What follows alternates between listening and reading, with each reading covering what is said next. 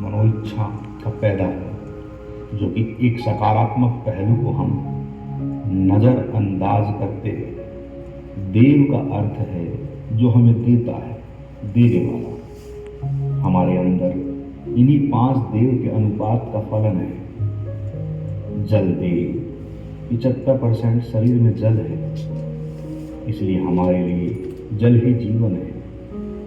बाकी पृथ्वी तत्व जो हमें वनस्पतियों, फल सब्जियों एवं अन्न से प्राप्त होता है। वायु तत्व से हमें प्राण शक्ति, प्लाज्मा एनर्जी प्राप्त होती है। अग्नि तत्व जठराग्नि पाचन में सहयोगी होती है।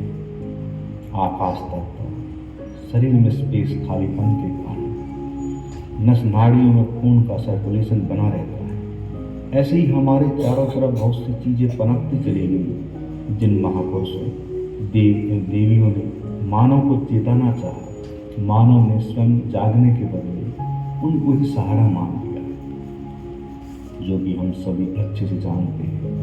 भगवान श्री कृष्ण अर्जुन को कहते हैं कि जो तू है वही मैं हूँ, मुझ में तुझ में कोई भेद नहीं है, बस फर्क है इतना कि मैं जाग गया हूँ और तुझे जागना है।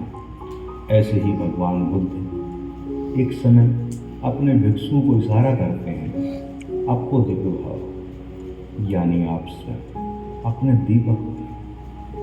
भगवान महावीर कहते हैं, आत्म जीव को पहचानो, स्वयं को जानो।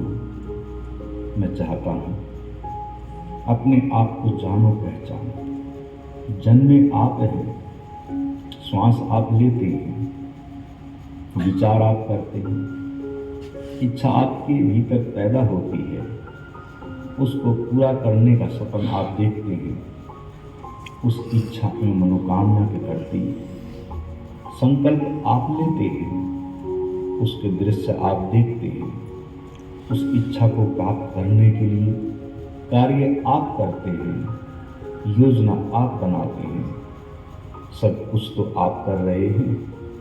फिर इच्छा पूरी होती है या नहीं होती, महत्वपूर्ण बात ये है, इच्छा पूरी हो जाए तो बहुत अच्छा, अगर जब नहीं हो, सफलता मिले तो आशा टूट जाती है, निराशा घेर लेती है, उदासी छाने लगती है। फिर ऐसा मार्ग ढूंढते हैं जो हमारे चारों तरफ कुछ ऐसी मान्यताएं होती हैं कि वहाँ की यात्रा करने से या ऐसा कुछ करने से आपकी मनोकामना पूर्ण हो जाती है। और फिर हमारे चारों तरफ पृथ्वी पर जैसे जैसे मनोकामनाओं के पूर्ण होने में सहयोगी मान्यताओं से जुड़े हुए स्थानों के इर्द गिर्द हम घूमने लगते हैं, और फिर मानव उन्हीं तीर्थों एवं मान्यताओं से परिपूर्ण विश्वासों के कारण उन्हें माध्यम मानने लगता है। लेकिन साधना करने वाले साथियों, मित्रों एवं साधकों की इच्छा स्रोत का केंद्र कहाँ?